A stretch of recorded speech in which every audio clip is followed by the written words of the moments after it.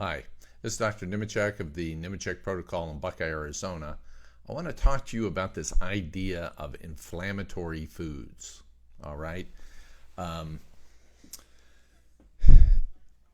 the vast majority of things that they speak of as foods being inflammatory is really kind of a confusion, and it is not true. The foods themselves are not per se inflammatory. The problem is with people with bacterial overgrowth, all right, and leaky gut or bacterial translocation.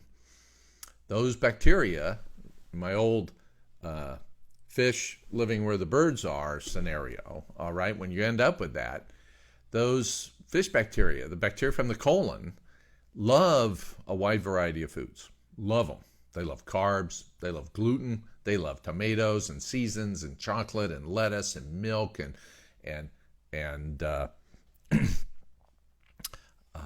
peppers and all that kind of stuff. Orange juice, fruit, they can love all that stuff. And when people commonly say, oh, I can't, if I eat nightshades, my joints just hurt. It's inflammatory. I've read all about that. It's inflammatory. Well, when you fix their intestinal overgrowth with Xifaxan, the nightshades quit bothering them. So I had one gentleman actually from Pakistan was quite upset because suddenly he couldn't eat his very, very spicy food he'd eaten his whole life, and it made him feel sick. It was all inflammatory. We treated him with the rifaximin or Xifaxan antibiotic, and within a couple of weeks he could eat his foods and they weren't inflammatory. All right. So one of the big things for these inflammatory foods is just because people have bacterial overgrowth, and when you fix that, it goes away. They can eat the foods, they don't bother them. Suddenly tomatoes and spices don't bother them, or the wine doesn't bother you.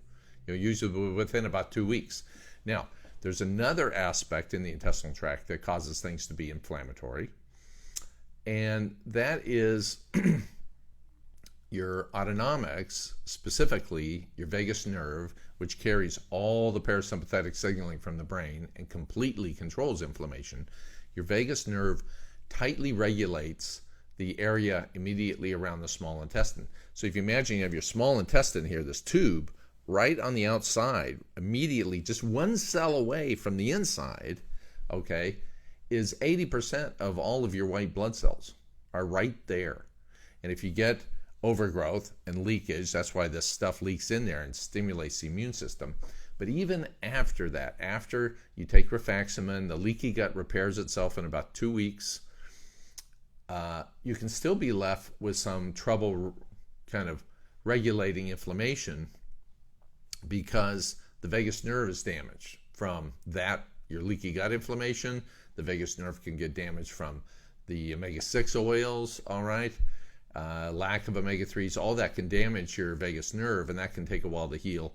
But so now things like gluten will, after leaky gut is healed, gluten still gets into that space immediately around the small intestine in everybody. And if your vagus nerve doesn't work right, that's why gluten makes you feel inflammatory. It's not because you have gluten. It's because your parasympathetics are damaged, right? It's just like nightshades are not inflammatory. It's just because you got SIBO and leaky gut, and they're allowed to leak in and abnormally stimulate the white blood cells. Once you fix the leaky gut, the nightshades don't bother you. Once you fix your vagus nerve and your parasympathetics, all right, things like gluten and some foods don't bother you. Okay? So in the vast majority of people who are claimed to have inflammation from food, it's not because of the food per se. It's all some other thing that can be fixed. You can fix leaky gut and you can repair your vagus nerve. All right? The Nemechek protocol goes a long way for repairing the vagus nerve, even without a vagus nerve stimulator. All right, so don't think you have to have that to fix that. So you can go a long way with that. So my point is, once you get started, these foods that you've kind of been trained to be like fearful of or whatnot, go ahead and start adding some of those back in. Life's nice when you have a variety of food and you got different nutrients and things like that. All right, go ahead and add that stuff back in. So hope that's helpful. This is Dr. Nemechek from the Nemechek Protocol in Buckeye, Arizona. Everybody have a great day. Bye.